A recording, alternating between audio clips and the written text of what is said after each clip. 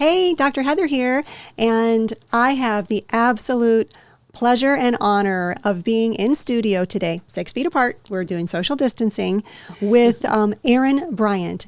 Erin is absolutely amazing.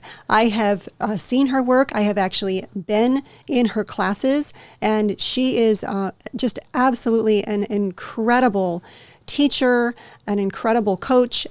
She's incredibly gifted and very knowledgeable, and I can't wait to dig into some of the things that we're going to be able to talk about today, because I think that these things don't get talked about when it comes to physical activity. But first, let me tell you a little bit about Erin.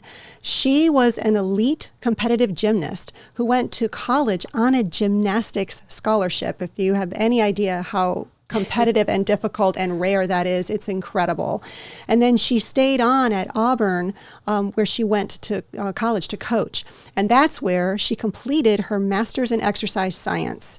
Erin took that experience and turned it into a passion for helping others with health and fitness. She's been working with clients to increase their longevity, quality of life, and improved function for 16 years. She is an expert at analyzing your movement and providing exercises that are safe for you and helping you, in addition to that, stay consistent. And she's got that magic that can help all of us that we tend to, we get excited and then it just goes away. She's incredibly talented at that. So obviously such an honor for you to be here today. Thank you for coming. Thank you so much for having me. I'm very happy to be here as well. Awesome. So how did you get started in this, in this incredible journey? Because you're not just committed to exercise, you got a master's degree, and this has been a life calling for you. How did that start for you?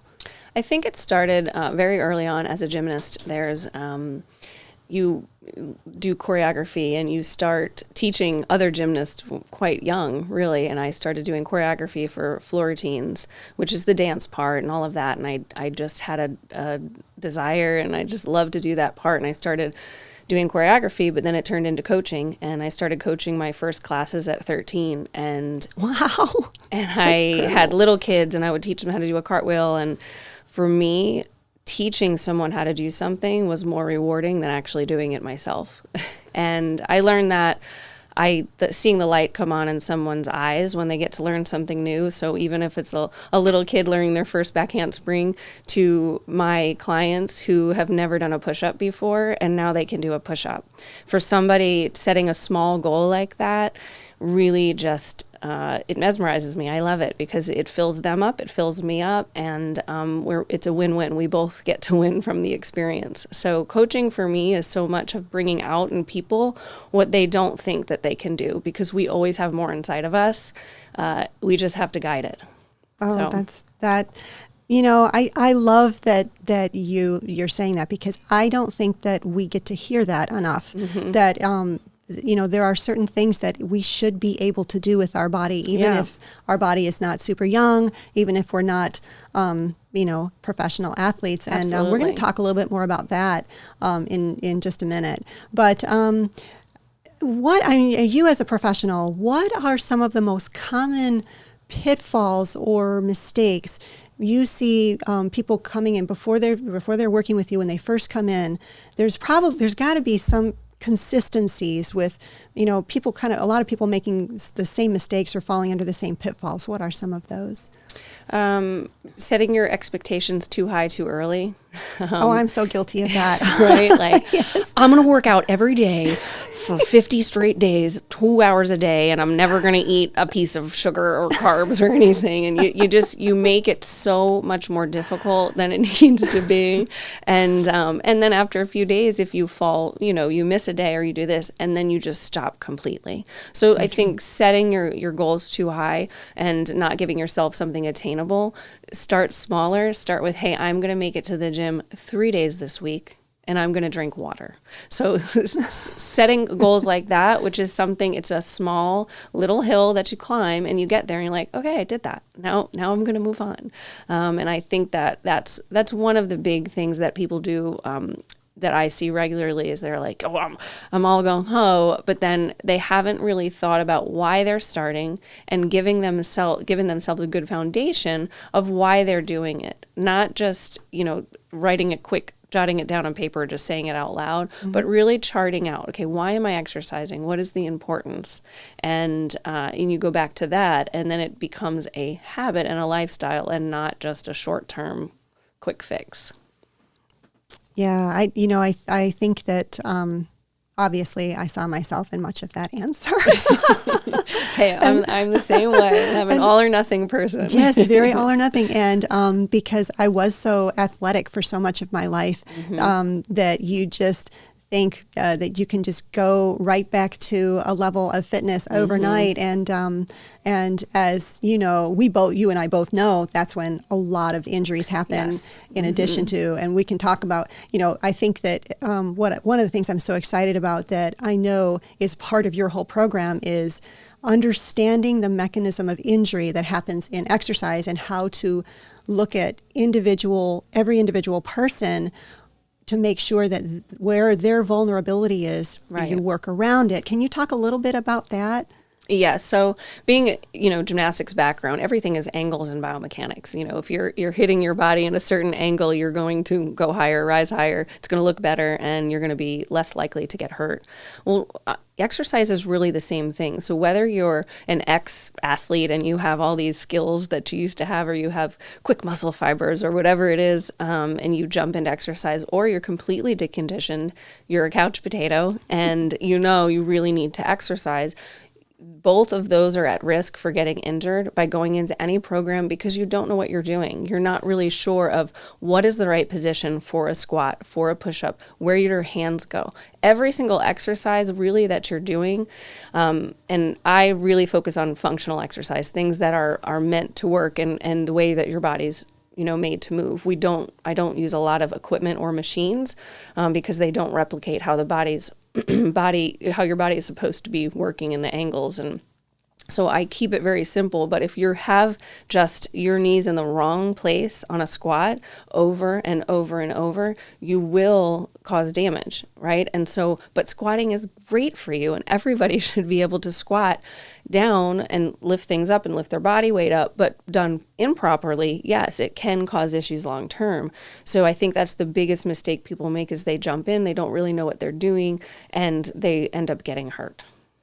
Yep, and then they come to see me a lot of times, and these are oftentimes it's all of us are in the same boat with this, where we were trying to do something good for ourselves, whether it was just physical exercise to be in better shape, or whether it was a certain sport. And I want to touch on a few of the most famous and well-liked sports that are here in our area, and some of the common injuries that happen from those in a minute. But yes, so. Why do you think so many of us, because this has been an ongoing struggle with just about everybody I know, unless they're working professionally in the fitness world, why do we struggle so much with consistency? When, we get on a plane, we seem to be doing well. And I mean, I know that you and I talked about this with weight is a yo-yo for a lot of people, but so is exercise consistency. Yes. Why do you think that is? I think they go hand in hand, the weight and the exercise, and the diet or your nutrition and exercise, they fall into the category of the first thing to go, right? So I've seen it over and over through the years. You have a member who they'll be diligent for maybe 6-7 weeks, they're doing great, and then their daughter will get bronchitis, and they'll miss 3 days, and then they miss 3 months, right? So it's that getting out of the habit. Is number one. If you start and then you stop because it's not part of your lifestyle, or we make, I didn't get there today, so it's over. It's the same thing if we make a commitment to ourselves to I'm not going to have any candy, or I'm not going to eat chocolate at night, or whatever it is, and then we do it one time, or we have one bad meal, then it's like, well, I messed it all up. That's over. Well, that's over. And I think that's part of it. So when you look at adding exercise in. And, I've had many people that have started and stopped multiple times. And it really comes down to your schedule, putting it in your schedule in marker, permanent marker. It's a part of your day that doesn't get interrupted. It's just like, if you sit down as a family with for dinner every night and that's just part of your routine, well, very rarely you're going to miss that. But if you miss it one night, you're not going to miss it for the rest of the nights. It needs to become a priority. And again, going back to why are you doing it? Why are you exercising? What are we focusing on? So we're focusing on, this is good for my body long term. This is good for all of my basic health levels. And this is good for my sanity. For me, exercise is an antidepressant and anti-anxiety. And it allows me to do all the other things that I want to do. So if we use that as an excuse that I missed, instead of saying, hey, I couldn't get to the gym today, but I could go walk for 20 minutes. There's so much you can do at home. There's so many other ways to just exercise or move without physically having to go to the gym. Yep. I think that, in talking to my patients and in my own experience, for sure, all of us are busy. Even, even just people are retired, they're still busy. People are busy. And going to the gym, I can see how you have to know exactly how much time you're allotting for it and then protect that time on your schedule. And what I tell my patients is we have certain ideals that are going to help you be healthier, but it's better to do a smaller amount than to do nothing. Yes. And try to, it's a work in progress, so to speak. You had mentioned something to me that I would like to share with our audience that I thought was incredibly insightful, that people who don't exercise or don't exercise routinely think that people who do love it. And I think you're right. I think, that the people who aren't able to get that consistent rhythm going, they think that they're different from all that all the other people who are doing it regularly are enjoying it a lot more than they are, and there's like this separation. But we're really not all that different, right? No. Tell our audience what you were sharing with me about that. Yeah, I have myself. I hate exercising. I hate knowing that what I'm about to do is going to inflict being very uncomfortable, right? So and sweating and sweating and then I gotta shower and then I gotta do all these things and so there's a very small percentage of people that really just that's just part of their routine, that's their mentality, and it's just like that. Somebody who is very strict with their nutrition, they have that mindset. That is really that's a small minority of people that have the ability to do that regularly over and over, and they're special. They have a really a gift for that and a laser focus for those types of things. But most of us, even myself, during this quarantine, I didn't want to exercise necessarily, but I had live Zoom. So I had accountability with, the people that I was helping to be there and show up and do those things. But I don't like exercising. Most of my members that come in, they're like, oh, this is going to stink, but it's focusing on the feeling after. That's what I focus on. There is no way that I'm done with a workout and I say, well, I'm so sorry I did that. That's true. No, everyone will say, "Oh man, I'm so glad that that's over," But you get hours of endorphins, and you get hours of even just that feeling of being proud of yourself. How many times in a day at work do you sit there and be like, "Wow, I'm so proud of myself"? But when you push yourself and you and you're around other people who are doing the same, it does a lot for you. So that's what I tell people to focus on is the after. How are you going to feel after you do it? How are you going to feel later on when hey, I got up at 5:30, worked out at 6:30, and after work, I'm done, right? And so it's getting those small wins and focusing on the wins. My favorite story is one of our probably my favorite heartwarming is a boy who was 15, 14 when he started coming in, and very overweight, hadn't done any sports, not athletic, and he couldn't run 100 meters when he started. And he wanted to quit the first day, but he just kept showing up, and it wasn't easy for him at all.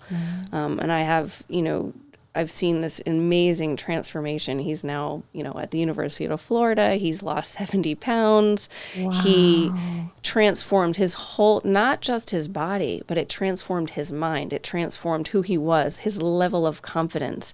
And it really changed his life forever.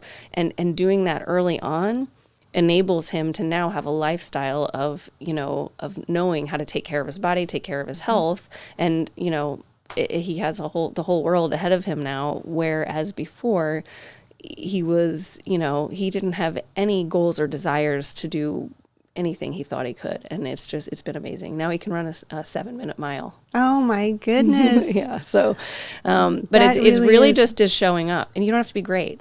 You don't have to be great at it. You don't have to be the strongest. You don't even have to be good at it. You just have to show up, and your body will transform to where it needs to be. It's been incredible. Also, I have witnessed in your trainings, in your classes, I have seen people who are moving their body in ways that I know they weren't moving them before they came in there. Whether it's an older person who does a full squat and right back up. So let's talk about some of those basic body movements, because that was another thing that I learned from you that I think is pivotal. The mindset that a lot of us have as we get older is, that we're not supposed to be able to do certain movements, or if we have joint problems, we're not supposed to. Right. But let's talk about some of those basic movements that our body actually should be able to do no matter what. Mm-hmm. Yeah, squatting.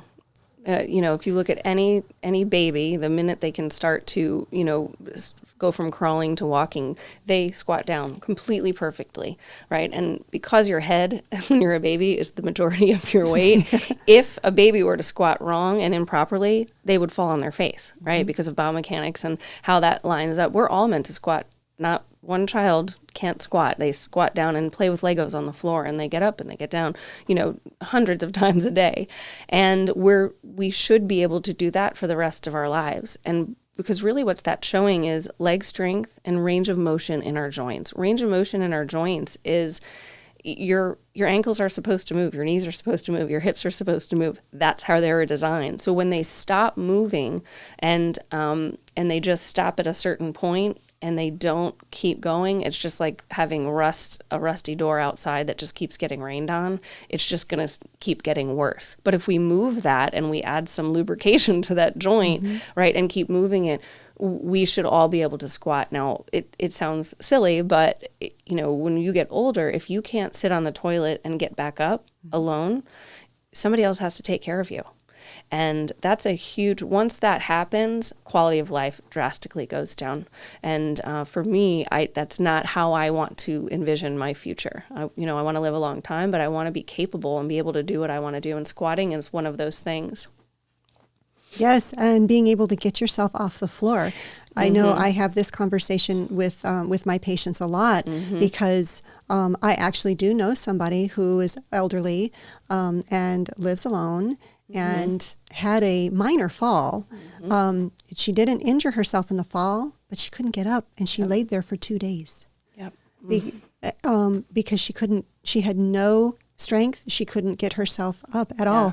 And that, I don't want that to ever happen to anybody. If you think, and a lot of our older patients live in fear of that. They really do, because they know, so they're fearful because of the falls, and we know that falls are a disaster in the older population anyway, but just to be able to get on the floor and get back up again. And I think that's super inspiring, when we've talked about that's a, obviously there's a range of fitness goals, but if we're talking, to somebody about why do we want you to be fit, and they're in that older category, or they have some joint problems, you can still work with them and keep them, give them that degree of independence. That's huge. I think that's really, I'm so impressed with that. And you brought the, being able to push yourself off the ground. So besides squatting, yes, being able to do a push-up, even if it's modified, even if it's half your body weight, it's still better and enable you to get down and get up off the ground. I have a certification in MoveNat, which is it's really about natural movement and the way that our bodies are designed to move, whether it be crawling, pulling ourselves up, being able to get over things. And again, it's just allowing our joints to move how they're meant to move, but also have the strength to move our bodies, right?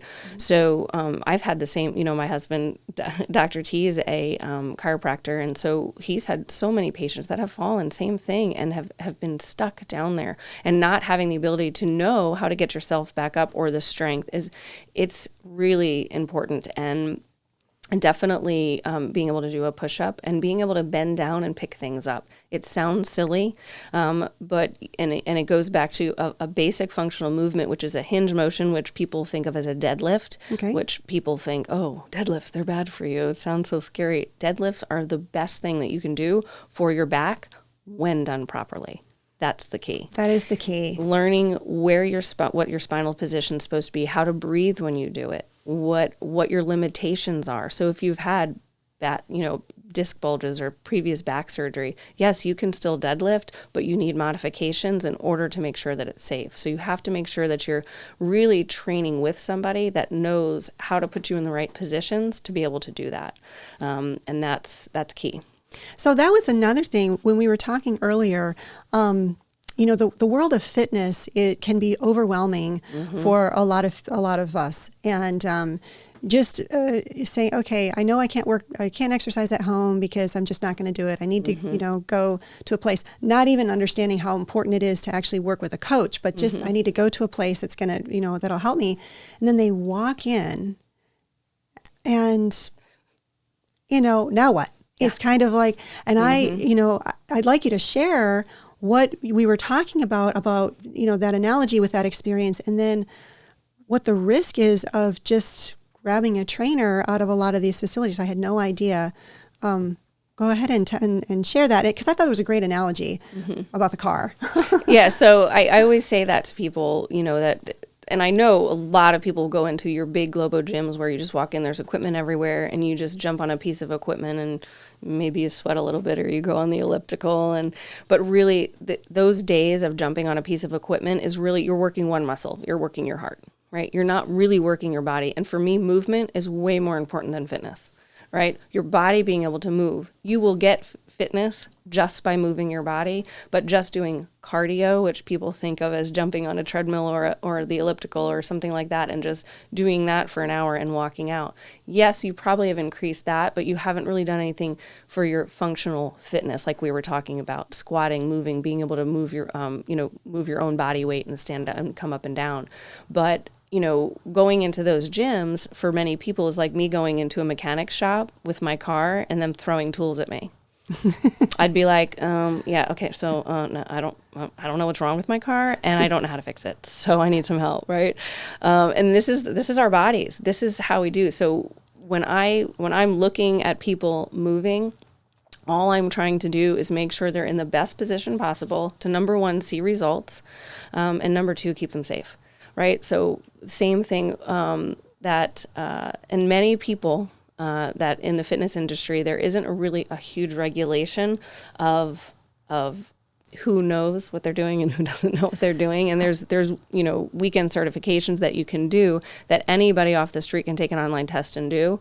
But it doesn't really give them a lot of knowledge when it comes to working with individuals that have modifications need. And most of us need modifications. I've had 6 knee surgeries. So for me, I have to know exactly what I'm capable of and what's too much, what's overtraining, and things like that. And it's hugely important in who you choose to be your person that helps you and coaches you.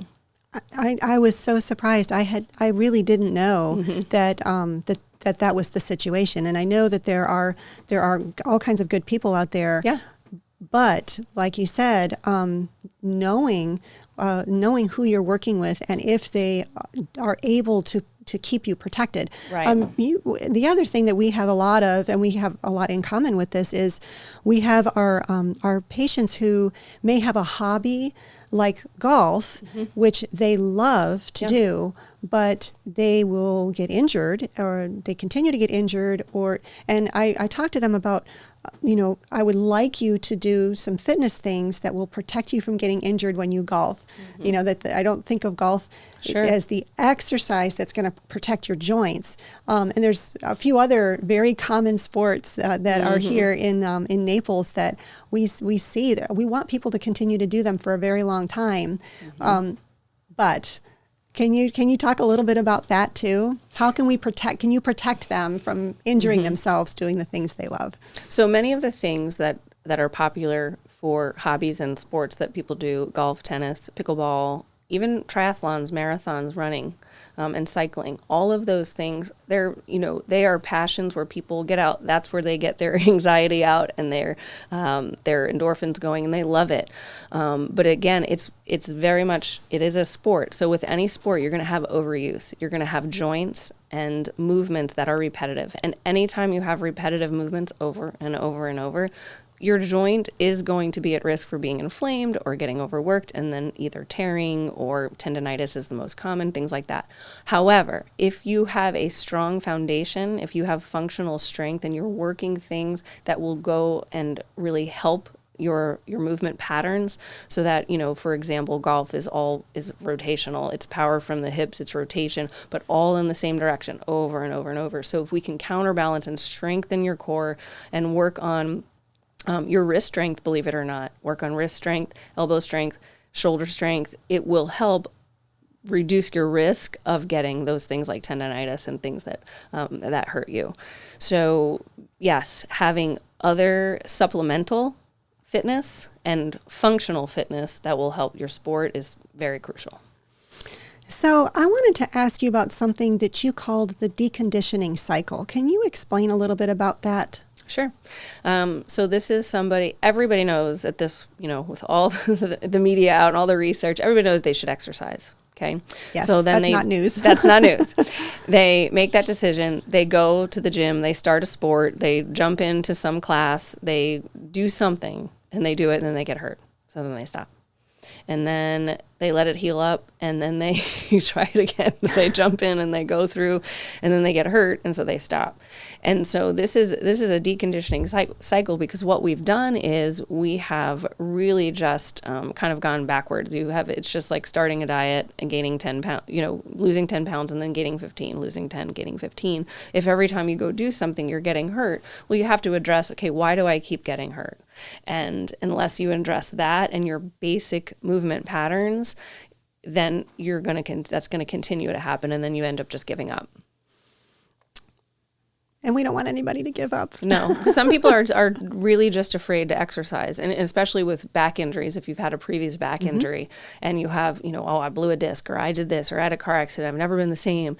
If you're afraid of getting hurt, because if you have a back injury, you can't work. Right? If you're on the couch, you can't work, you can't make money. And so people are very fearful of that. So making sure that you have somebody who's knowledgeable on how to strengthen that. And, again, that's what my favorite thing is, is to help people do things they don't think is possible and finding a way to let them work out. And we've talked about weight and exercise. And I know my patients have heard me say this before, that you can't just say to somebody, exercise and lose weight. That's like saying, go speak Chinese if you've never learned the spoken language. I mean, that's really not. And I think that sets people up for failure to just, do that. I think, but I love how you are able to evaluate each person and not just, you're evaluating their movement and their limitations but you're also evaluating who is it? Where are they coming from? Are they coming from, they've been on the couch depressed for the last 3 months? It's hard enough for us to change our daily routine. Even if our daily routine isn't serving us well, it's still hard to change it. Very. So if you're going from a place where you're barely functional because your mood is so depressed, we know that exercise will really help with that. Yeah. But that's a huge gap to go from really struggling just to do daily stuff. And, we started talking about this because right now is a time when we're seeing tremendous mood problems, whether it's a little bit of dysthymia or it's full-on depression, or people don't even know why they're, whether it's the fear of the pandemic or the sickness, people have known people who've been sick, or the quarantine, or the whole thing together. It's really phenomenal, the reports that we're getting about severe mood problems. And I think that, I would never want to say to somebody to ask them to do something that they're not even close to being ready to do. But you and I talked about small steps, really small steps that will lead to bigger steps. So what can we say to the person who is literally, just starting to get themselves out, dressed every day and showered every day because they've just really struggled with this period of time? What can we say to them to help them?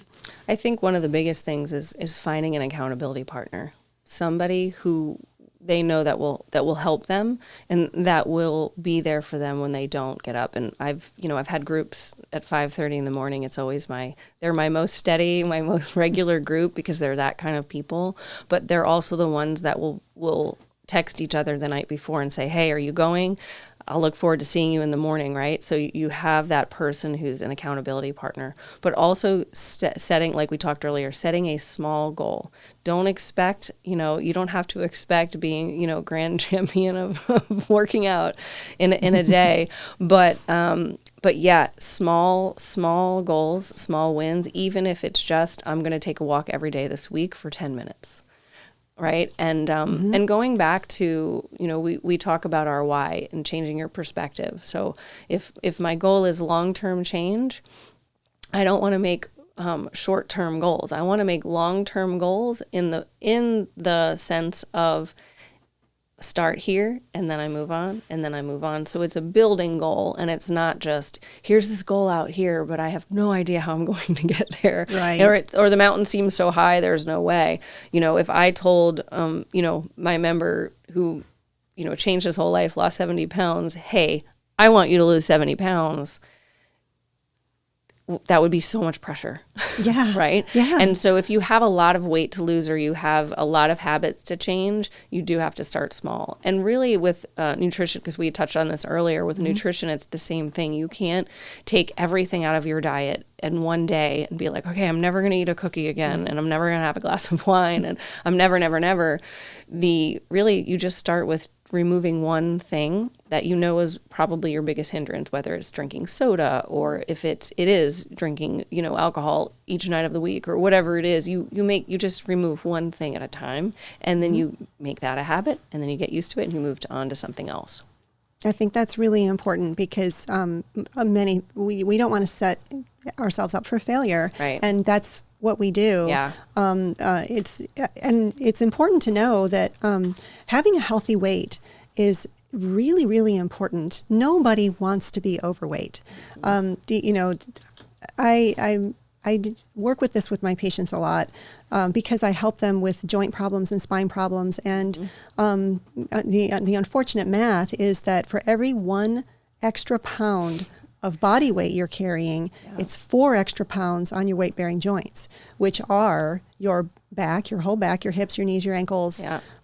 Even your neck can be affected by carrying weight. So if you're 50 pounds overweight, that's 200 extra pounds of force all the time on your joints. So they're going to break down. They're not, you were not brought into this world to carry that extra weight. Yes. And the extra weight is also really inflammatory. So there's so many reasons why we want to attack that. There's a lot of different ways of doing that. So Erin, you can work with people from day one. They don't have to be trying to lose weight before they come and see you. No. It's all a process. Yeah. And we also talked about you can't exercise the weight off. Right. Can you talk a little bit about that? Yeah. And that's funny. A lot of people say, well, I have to get in shape before I go to the gym. Or I have to lose weight before I go to the gym. Well, you can really do them both at the same time. So exercise it's going to help you lose weight. Now, if you change nothing in your diet and you just go change and start an exercise routine and mostly it's going to be 10 to 15 pounds is going to be what you're going to lose in a good and safe manner if you're just eating like you normally were before. But after that, it really becomes what you're putting in your mouth. And unfortunately, it would make my job a lot easier if it was just exercise. But it's not. And, the joke is abs are made in the kitchen. And that's true. And really depending on your goals. But really what I want people to focus on is their body fat percentage. If you're within normal limits of your body fat percentage, then you're less likely to get the metabolic conditions, your type 2 diabetes, your inflammation that causes arthritis, that makes really everything worse, heart disease, cancer, all of those things are really attributed to high body fat. So by exercising, we're increasing lean mass. If you're doing it properly, you're increasing lean mass. So, and also the whole idea of being skinny, right? You don't have to be small and skinny to be fit. And I want to make that clear because there's very many people who are very skinny but are also fat and have high body fat percentages. There's runners that have a higher body fat percentage because they don't have a lot of muscle on their body, and they burn all it away because they're doing so much intense long distance exercise that their body fat is actually higher and they are more at risk even though they're thin. And somebody who maybe looks a little bit overweight or is a bigger person, if they have a body fat within normal limits, they're perfectly healthy. And so I don't want people to get into the stigma of you have to look a certain way to be fit or healthy. It's really, it's the numbers, what are you capable of and what do your numbers say? Yep. And the little pieces of consistency that you do working with you, it does start to change your body chemistry, and it starts to change your metabolism. And we have so many different ways. I talk about this in my clinic all the time. Different ways of helping people to shed the extra fat. There's so many things that we can do, and they're not all painful. To tell somebody that you're only going to eat celery for 3 months, that's nobody can do that. No, and it's not. We want a physiology change so that you can continue at a healthier body weight. And but to that point, in order for you, we're looking at health and longevity, and to make keeping a healthy body weight easier and keep your body moving, like you said, it requires that input of the exercise. And I do believe that it gets better and it gets a little easier. You just have to make that first step. And I have really come to appreciate the power of a coach. That is, a lot of people think, well, I can't really afford that, but it's really a lot more affordable than I think people will think. And if you think about what you're gaining from it is this very long-term result. You're not spending $1,000 a month. So for somebody to come and be with you on a regular basis, about how much would it be out of pocket for them? Now, this is with you, Masters in Exercise Science, who is going to do a customized program with their body movement and reach their goals with them. Yeah. So, usually we'll do how long will it take kind of thing, but we can do a few sessions, get you going. We can really customize it any way you can, but it can be as little as $179 a month for a few sessions a week. That's amazing. Yeah. Because, and it's not just about somebody encouraging you, it's actually about somebody helping you to stay on course. It's very powerful. It's two things in one. You have your teacher, you have your monitor to make sure you're not doing something that you're not supposed to do, and then you have your coach and the person encouraging you. I really hope that everybody who listens to this really takes it to heart, that this could be really life-changing for you, that could really put you in that direction of changing the rest of how, that your health could be for the rest of your life. And I think it's important for me, for all of the people that have been with me a long time during this, quarantine and doing at home. People went off on their own and they created their own workouts. They know their modifications. And I think that makes me more proud than anything is the fact that my my long-term members know how to take care of their bodies. They don't need me, as, after a certain amount of time. They know how to modify, whether they've had a shoulder surgery, what movements they can and can't do, what their modifications are for their squats, how hard they should push, if they've got blood pressure issues or meds, things like that. So I love that they're all self-sufficient now. And after a while, they really, they come back for the camaraderie and the, the fun of it, because exercise really does have to be fun too. It can't just be miserable. It has to be fun. You have to look forward to seeing the people you're going to be seeing. And that's a huge component of making it lasting if you look forward to it. Yes. I mean, that has to be in the recipe. There, like you said, there are people who are so committed, whether it's because they've already had some, horrible health situation happen to them, and they said there was a big wake up call, or it's just that it's built into them to be able to, no matter what, they're going to find the time for that, and they're going to find, the will to do it. But I think that, with the way that you approach everybody, because we'll get a lot of people say, well, I would exercise, but I have a bad knee and I can't do anything, or I have a bad back and I can't do anything. Yeah. And we kind of already addressed that, but this is huge because Erin can actually work around that and make sure you don't get injured. And what kind of freedom is that? And the ability to keep moving. And we didn't even talk about pain relief. Yeah. I mean, but living with pain in a body part on a regular basis will suck the joy out of your life absolutely. Very quickly. And all the people that are around you, because it is just, it's a horrible thing. And if you can start to move in a more natural way with more strength and less pain, that's something I want for everybody. We want that for everybody. Yeah. And one last thing I want to say about this, because we're talking about movement and proper movement and keeping your body moving and in fit. There's a condition called sarcopenia, which is loss of muscle. And as we age, if you allow your muscle to start to atrophy, it is very, very hard, if not impossible in some cases, to actually get it back. It is really, really important to preserve the muscle mass that you have. And in the functional medicine model, we talk about hormones and peptides and lifestyle, and we talk about fasting. And we've actually, I consulted with Erin on putting together this summer package where there's a lot of aspects of trying to pull us out of this quarantine, the quarantine blues, I kind of call it, and where so many of us we're just not feeling ourselves. Or the quarantine 15. The quarantine 15, that's a very real thing, and people are, nobody wants to have that. Nobody wants to have the extra fat on them. They don't want to have this situation. So we're going to talk more about it next week, but we'll put together this summer package where we're addressing all of these things, and I'll go into details on it another time. But Erin is going to partner with us with this and do an individual consult for anyone who does our summer package. And so you'll actually get the benefit of her tremendous expertise and education in evaluating where you are, your movement, and putting together a program for you, and would have the opportunity to continue to work with her.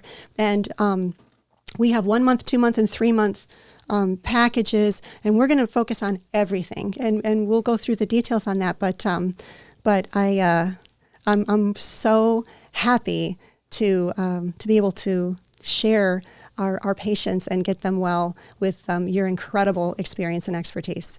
So thank you so much. I'm going to put this, if you're interested, and you will have more information, you can kind of read about the things that we're doing with the summer package.